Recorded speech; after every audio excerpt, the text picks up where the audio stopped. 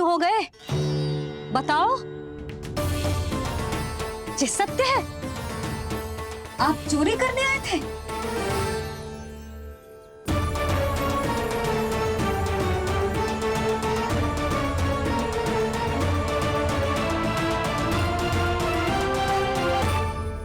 बच गए। बच गए। आप तो मेरे मायके से भी ना आए हो, है ना?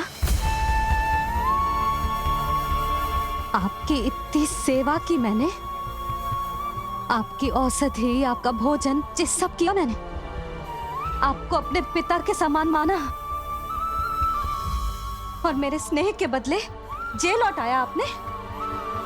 आपको तनिक भी लज्जा ना आई? आपने मेरी ममता का उपहास उड़ाया है। एक स्त्री की भावनाओं का अपमान क्यों है आपने?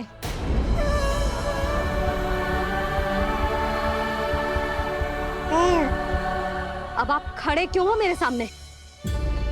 इससे पूर्व कि मैं भूल जाऊं कि आप मेरे पिता समान हो, और इससे पूर्व कि मेरे पति आपको दंड दे, निकल जाइए मेरे घर से। क्षमा कीजिएगा प्रभु।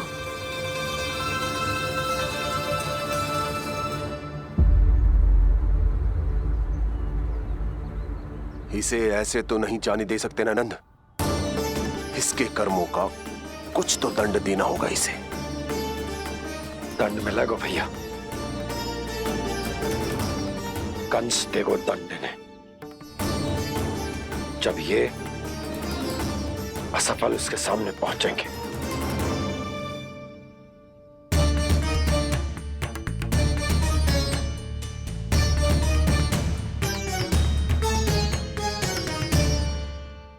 हमें पता है किसने भेजो है तुम्हें। हो सके तो मुझे क्षमा कर दीजिएगा नंदराज।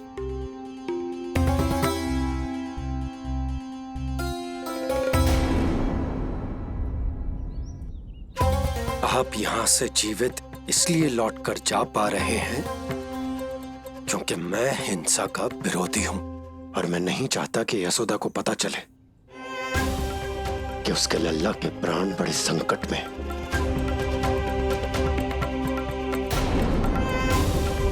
पर अब ध्यान रहे महाराज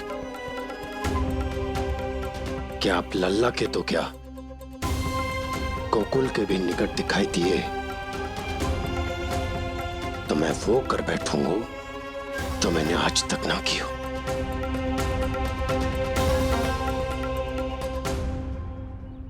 मैं क्षमा प्रार्थी हूं महाराज।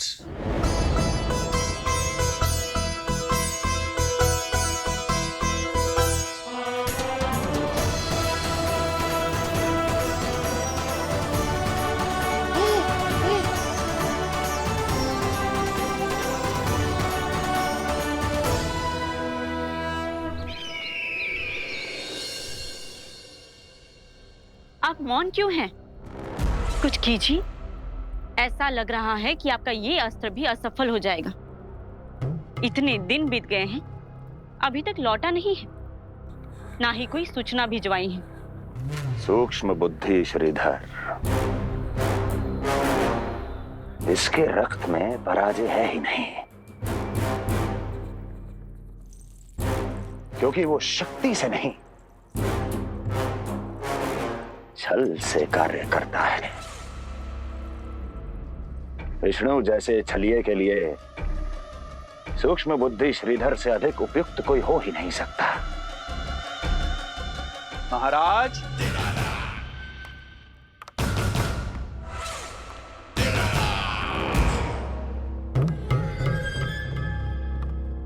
जिसे आप छलिया समझ रहे हैं महाराज, वो तो सृष्टि के रक्षक हैं, पालनहार हैं वो तो।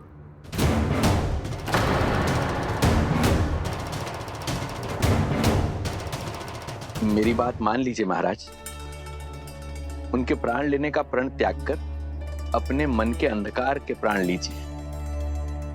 स्वीकार कर लीजिए उनकी कृपा। मस्तिष्क फिर गया है क्या? मस्तिष्क फिर नहीं गया है महाराज, बल्कि जीवन में पहली बार सही कार्य कर रहा है। और उनका सत्य आप भी जितना शीघ्र जान लेंगे उतना ही अच्छा है आपके लिए। कैसा सत्य? यही कि गोकुल में पल रहे उस बालक के रूप में स्वयं विष्णु धरती पर आए हैं।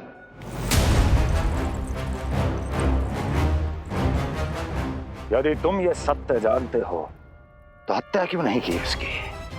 बड़े आत्मविश्वास से कहा था ना, प्राण ही ले लूं तो अब क्या हुआ?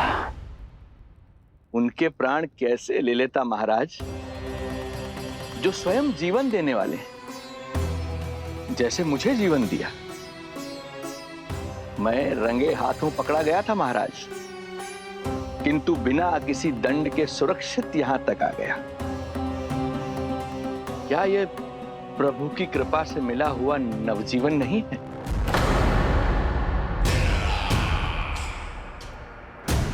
ये आपके सामने अपने शत्रु का गुणगान किए जा रहा है और आप अभी भी मौन हैं।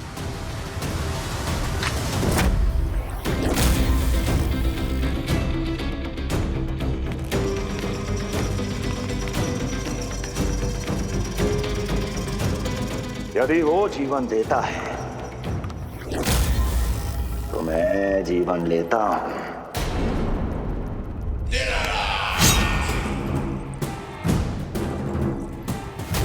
अब तेरा जीवन लूंगा यदि फिर से उसका बखान किया तो।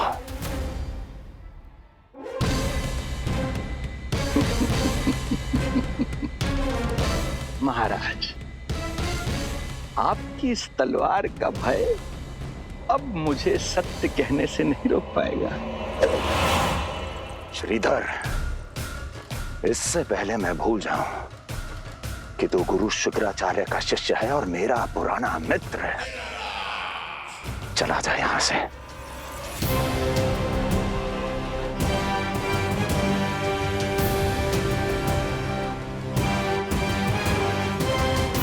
चला जा।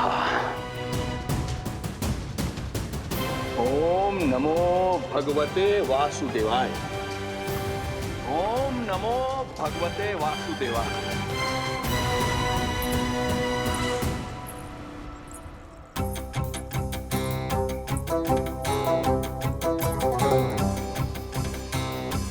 अब आप क्या करेंगे महाराज? आपकी ये चाल तो असफल हो गई। कैसे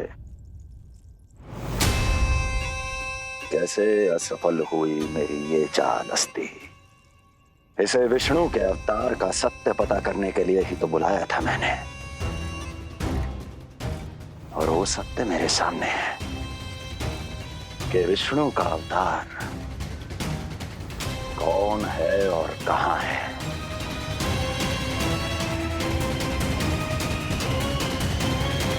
विष्णु विष्णु विष्णु। हे नारायण, आपका कोटि कोटि धन्यवाद जो आपने हमारे नीलमणि की रक्षा की। परंतु क्या होगा? हाँ,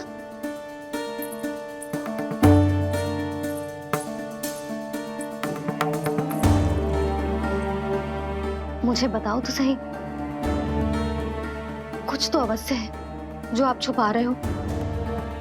आपको इससे पूर्व कभी ऐसी चिंता और क्रोध में तो ना देखो है मैंने। मुझे बताओ तो क्या बात है जो आपको ऐसे भीतर ही भीतर खाए जा रही है?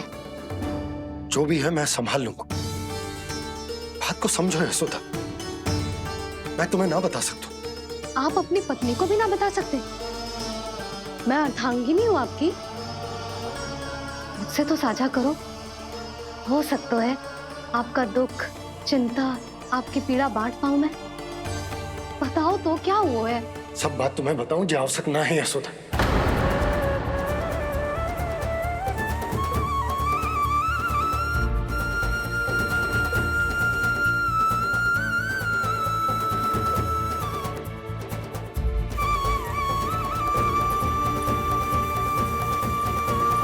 यशोदा,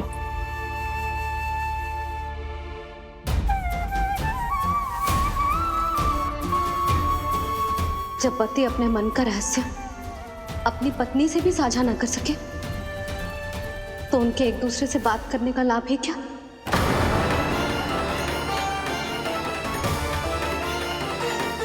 ये तो गड़बड़ हो गई।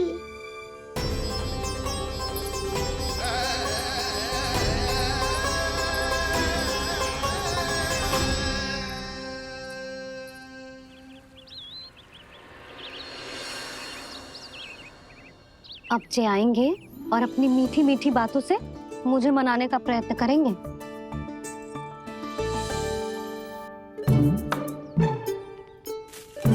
किंतु इस बार उनकी एक ना सुनूंगी मैं। हाँ, यशोदा, यशोदा, यशोदा, मेरी बात तो सुनो। यशोदा,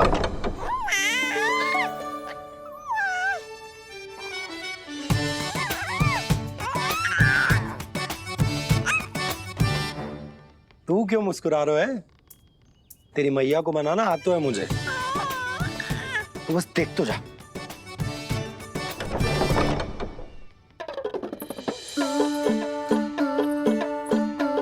वाह, इतनी शीघ्र हार मान गए। तू क्यों मंद मंद मुस्कुरा रहे? अरे क्योंकि आपका क्रोध भी बड़ा मनोहर है मैया। देखियो लल्ला, इस बार तेरे बाबा बिल्कुल ना मना पाएंगे मुझे। हाँ,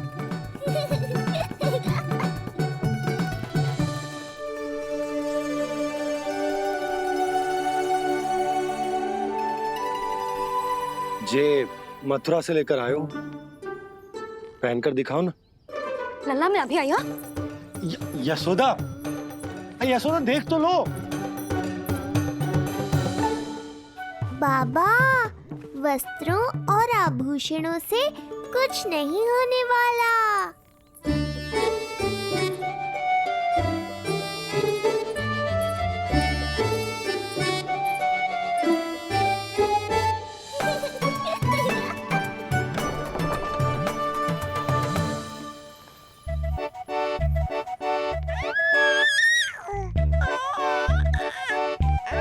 तू क्यों खिलखिला रहा है?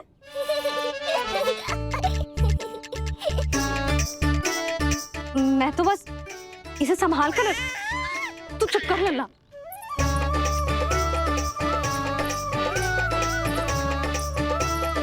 देखा लल्ला, बस तेरी मैया मानने ही वाली। उपहार मिल गयो है, अब तो देखना कैसे मेरी पसंद का भोजन कराएगी। आहा, भोजन में स्वाद चाहिए तो मनाने का कोई और ढंग खोजना पड़ेगा। यशोदा, तीव्र भूख लगी है। अरे भाई शीघ्र खाना लगाओ, और हाँ थोड़ा अच्छा सा चटपटा भोजन करा देना।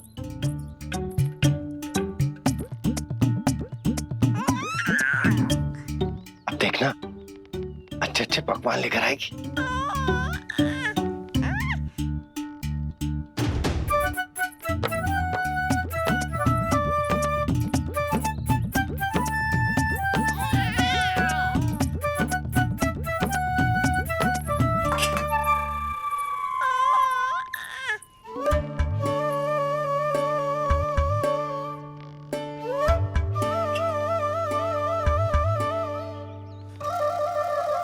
सूखी रोटी और माखन?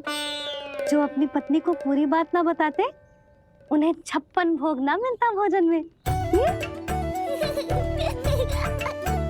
भले ही मनाने के लिए नए वस्त्र क्यों ना लाएं, हाँ नहीं तो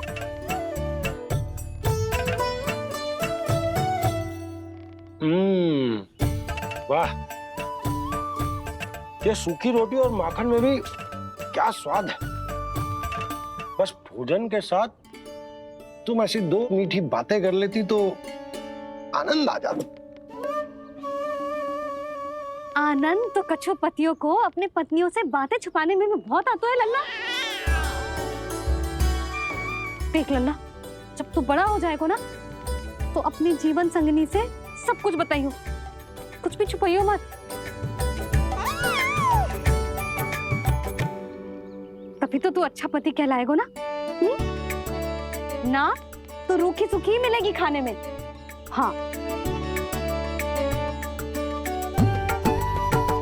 अब तक तो चुप्पी साध कर बैठी थी, कम से कम ताना तुम्हारा। ये प्रसन्न होने की बात नहीं है बाबा, अब तक तो केवल बदली छाई थी। ये संकेत है कि अब बादल भी गरजेंगे और वर्षा भी होगी। यशोदा, कब तक बात ना करोगी? अब तो क्षमा कर दो। रानी भाभी, आ जाओ। रानी भाभी, ज्योति जी के यहाँ से कोई आया था और जी मोए कंठक कह के चलो गो। ओह, दे दो। नारायण भली करे।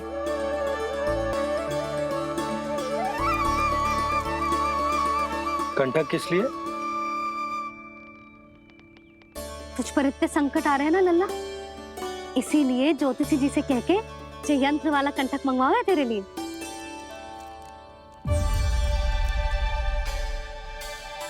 अब किसी और को तो तेरी चिंता है ना? बस क्या बतानो है, क्या छुपानो है, यही चिंता रह गई है।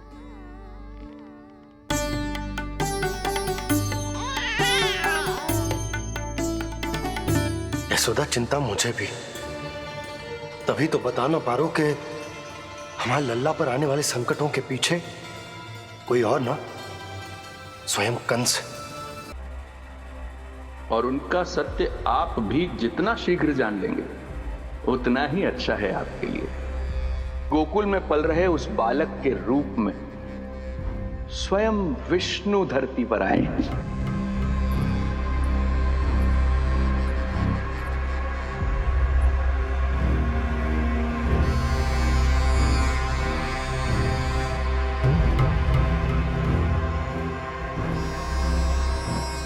स्वामी, लगता है रात्रि भर नींद नहीं आई है आपको। पूतना मारी गई, श्रीधर भी गया, केवल इसलिए कि आप देवकी और वसुदेव के समक्ष दुर्बल पड़ गए। संतानों के जन्म के लिए आपने उन दोनों को जीवित छोड़ दिया। आपसे छल करके वो दोनों आनंद में हैं और आप सही से विश्राम तक नहीं कर पा रहे हैं।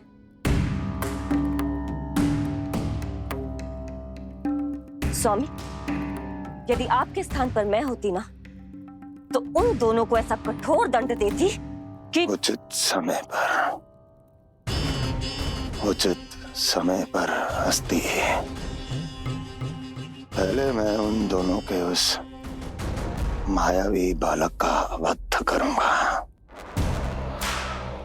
फिर उन दोनों को अपने पैरों के तले कुचल दूंगा मैं। किंतु जब तक ऐसा नहीं होता तब तक उन्हें जीवित रहना होगा, क्योंकि उस शिशु विष्णु के विरुद्ध वही दोनों मेरा सुरक्षा कवच है।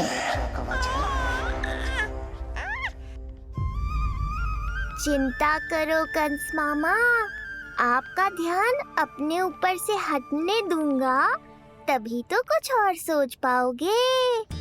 पुत्र होने का दायित्व मुझे दोनों के प्रति निभाना होगा, चाहे वो मुझे जन्म देने वाले माता पिता हो या मेरा लालन पालन करने वाले मैया और बाबा, जो इस समय युद्ध के लिए तैयार है।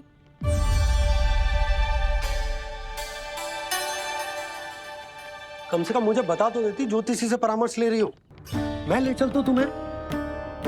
सुन रहे लल्ला, इस संसार में सारा अपराध स्त्री का ही होता है।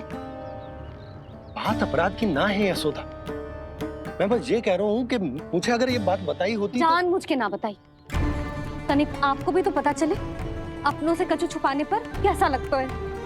युद्ध तो घमासान होता जा रहा है। इसी कारण बस यदि मैंने कछु ना बताया तुमको तो क्या तुम उसका प्रतिशोध लोगी मुझसे?